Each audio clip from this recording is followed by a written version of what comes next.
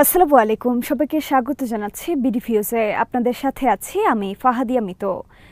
জাতিসংঘের সাধারণ পরিষদের ৮০তম অধিবেশনে ইসরায়েলের প্রধানমন্ত্রী বেনিয়ামিন নেতানিয়াহু এক তীব্র আক্রমণাত্মক ভাষণ দেন, যেখানে তিনি পশ্চিমা দেশগুলোর ফিলিস্তিন রাষ্ট্রকে স্বীকৃতি দেওয়ার সাম্প্রতিক সিদ্ধান্তকে সরাসরি লজ্জার কলঙ্ক আখ্যায়িত করেন।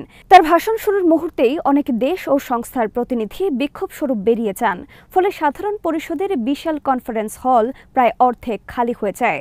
বাইরে নিউ ইয়র্কের টাইমস স্কোয়ারে হাজার হাজার মানুষ ফিলিস্তিনের সমর্থনে এবং গাজায় ইসরায়েলের সামরিক অভিযানের বিরুদ্ধে প্রতিবাদ জানাতে সমবেত হয়। জাতিসংঘের এবারের অধিবেশনে নেতানিয়াহুর লাঞ্ছিত হবার নেপথ্যে কারণ জানাচ্ছেন ওয়াহিদ ফারুকী।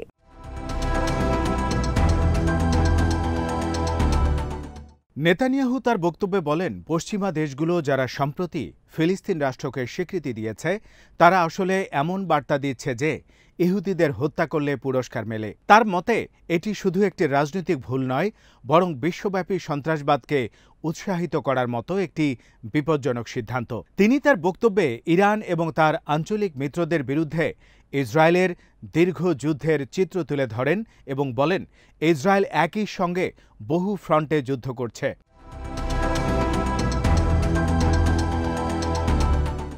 বক্তব্যের শুরুতেই তিনি দ্য কার্স বা অভিশাপ শিরোনামে একটি মানচিত্র প্রদর্শন করেন, যেখানে দেখানো হয়েছে ইরানের প্রভাবাধীন সশস্ত্র সংগঠনসমূহ, হিজবুল্লাহ, হামাস, ইয়েমেনের হুথিরা, ইরাকের মিলিশিয়া এবং সিরিয়ার সক্রিয় গোষ্ঠী। তার দাবি, এরা সবাই মিলে ইসরায়েলের নিরাপত্তাকে হুমকির মুখে ফেলেছে এবং বিশ্বশান্তির জন্য বড় বিপদ ডেকে আনছে।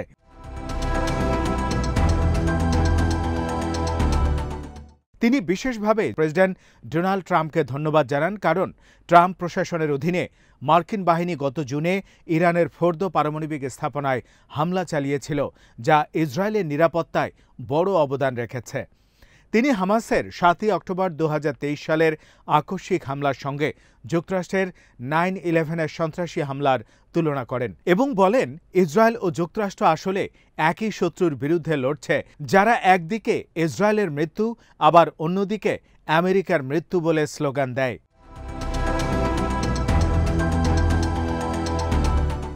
নেতানিয়াহু দৃঢ়ভাবে ঘোষণা করেন, ইসরায়েল কখনোই একটি স্বাধীন ফিলিস্তিন রাষ্ট্র মেনে নেবে না। তিনি বলেন, এটি কেবল সরকারের নীতি নয়, বরং ইসরায়েলের জনগণের সম্মিলিত ইচ্ছা। তার মতে, ফিলিস্তিনিরা কখনোই ইসরায়েলকে রাষ্ট্র হিসেবে স্বীকৃতি দেয়নি, তারা শুধু ইসরায়েল ধ্বংস করে তার জায়গায় নিজেদের রাষ্ট্র করতে চায়। তিনি জাতিসংঘের মানবাধিকার কমিশনের সেই প্রতিবেদনকে অস্বীকার করেন, যেখানে গাজায় ইসরায়েলের কর্মকাণ্ডকে গণহত্যা হিসেবে উল্লেখ করা হয়েছে। তার দাবি, ইসরায়েল যদি গণহত্যা করতে চাইত তবে তারা গাজার সাধারণ মানুষকে সরে যেতে বলতো না, বরং নির্বিচারে হত্যা করত। কিন্তু বাস্তবে জাতিসংঘের একাধিক সংস্থা নিশ্চিত করেছে যে গাজায় মানবিক সংকট মারাত্মক পর্যায়ে পৌঁছেছে। খাদ্য ও চিকিৎসা সহায়তায় ইসরায়েল ইচ্ছাকৃতভাবে আটকে দিচ্ছে এবং অগস্ট মাসে জাতিসংঘ সমর্থিত একটি প্রতিষ্ঠান জানিয়েছে, গাজা সিটিতে দুর্ভিক্ষ চলছে।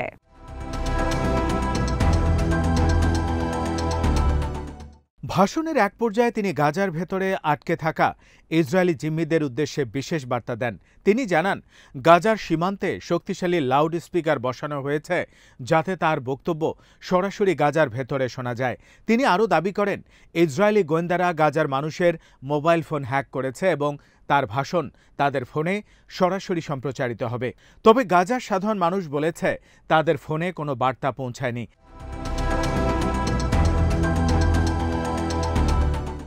নেতানিয়াহুর জিম্মিদের উদ্দেশ্যে বলেন, আমরা তোমাদের এক মুহূর্তের জন্য ভুলে যাইনি।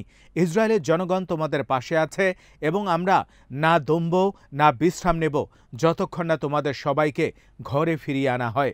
বর্তমানে গাজায় ৪৮ জন ইসরায়েলি জিম্মি রয়েছে, যাদের মধ্যে প্রায় ২০ জন জীবিত রয়েছে বলে ধারণা করা হচ্ছে।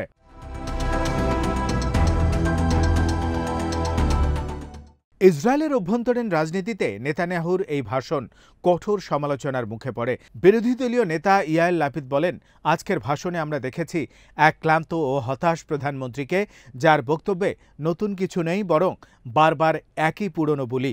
তিনি আরও বলেন, বিশ্বব্যাপী কূটনৈতিক চাপ থামানোর বদলে নেতানিয়াহু ইসরায়েলের অবস্থানকে আরও দুর্বল করেছেন। আরেক বিরোধী নেতা ইয়াইর গোলান বলেন, ভাষণে শুধু আত্মপ্রবঞ্চনা আর জিম্মিদের দুর্ভোগের প্রতি অন্ধত্ব প্রকাশ পেয়েছে। তিনি লাউড স্পিকার বসিয়ে গাজায় ভাষণ প্রচারের ঘটনাকে শিশুসুলভ ও অযৌক্তিক বলেছেন।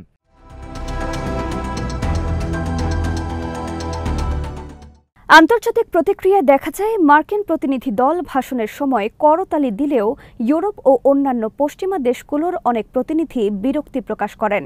ফ্রান্স, ব্রিটেন, কানাডা, অস্ট্রেলিয়া ও পর্তুগাল স্পষ্ট করেছে যে তারা ফিলিস্তিনকে স্বীকৃতি দিয়েছে শান্তি প্রক্রিয়া জোরদার করার জন্য, এটি কোনো পক্ষকে পুরস্কৃত করার জন্য নয়।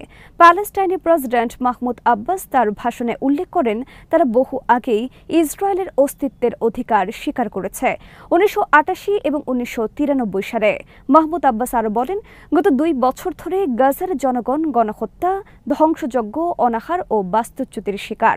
তিনি হামাসের 7 অক্টোবরের হামলাকেও নিন্দা জানান এবং বলেন এটি ফিলিস্তিনিদের ন্যায্য স্বাধীনতার সংগ্রামকে প্রতিনিধিত্ব করে না। তিনি আরও বলেন, ফিলিস্তিন ইস্যুকে ইহুদি বিদ্বেষ বা অ্যান্টিসেমিটিজমের সঙ্গে গুলিয়ে ফেলা উচিত নয়, কারণ ফিলিস্তিনের ন্যায্য অধিকার রক্ষার সঙ্গে ঘৃণার কোনো সম্পর্ক নেই।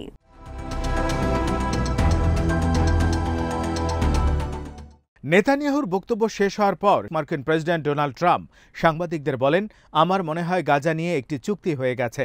যদিও তিনি বিস্তারিত কিছু জানাননি, তবে সাম্প্রতিক সপ্তাহগুলোতে আলোচনা চলছে যে যুদ্ধবিরতি বা অন্তত মানবিক বিরতির বিষয়ে অগ্রগতি হয়েছে। তবে সমালোচকদের মতে নেতানিয়াহুর অনমনীয় অবস্থানেই জিম্মিদের মুক্তি আটকে রেখেছে এবং তিনি রাজনৈতিক স্বার্থে যুদ্ধ দীর্ঘায়িত করছেন।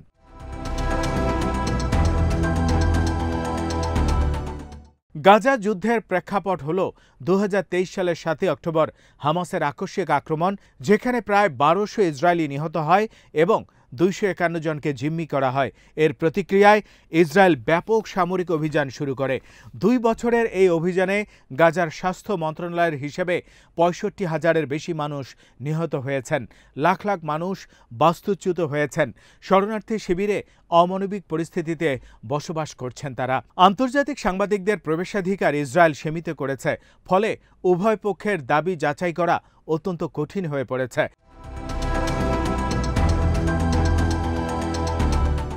জাতিসংঘের এই অধিবেশনে নেতানিয়াহুর ভাষণ আসলে ইসরায়েলের ক্রমবর্ধমান কূটনৈতিক একঘরে অবস্থার প্রতিফলন।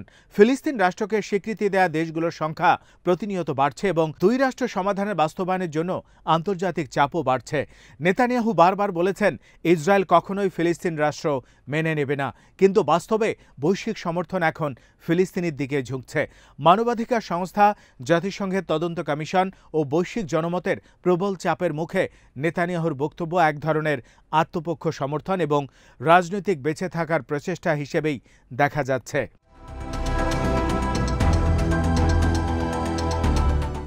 দেশের ভেতরে বিরোধীরা তাকে জিম্মিদের মুক্তি দিতে অক্ষমতার জন্য সমালোচনা করছে, বাইরে বিশ্ব তাকে গণহত্যার অভিযোগে বিচারের মুখোমুখি করছে, আর পশ্চিমা মিত্রদের বড় অংশ ফিলিস্তিনকে স্বীকৃতি দিয়ে তার অবস্থানকে দুর্বল করছে। তিনি হয়তো জাতিসংঘের মঞ্চ থেকে দৃঢ় কণ্ঠে ঘোষণা দিয়েছেন ইসরায়েল যুদ্ধ শেষ করবে না, কিন্তু তার এই অবস্থান দেশীয় ও আন্তর্জাতিক 2 পর্যায়ে তীব্র বিতর্ক সৃষ্টি করেছে। যদি সত্যি কোনো যুদ্ধবিরতি বা শান্তি চুক্তির দিকে অগ্রগতি হয়, তবে তা নেতানিয়াহুর কারণে নয়, বরং আন্তর্জাতিক সম্প্রদায়ের সম্মিলিত প্রচেষ্টার ফলেই সম্ভব হবে। আজ এখানে শেষ করছি। সবাই ভালো থাকুন, সুস্থ থাকুন আর দেখতে থাকুন বিডি ভিউজ। চ্যানেলটি ভালো লাগলে সাবস্ক্রাইব করুন, সংযুক্ত থাকুন আমাদের ফেসবুক পেজে। আল্লাহ হাফেজ।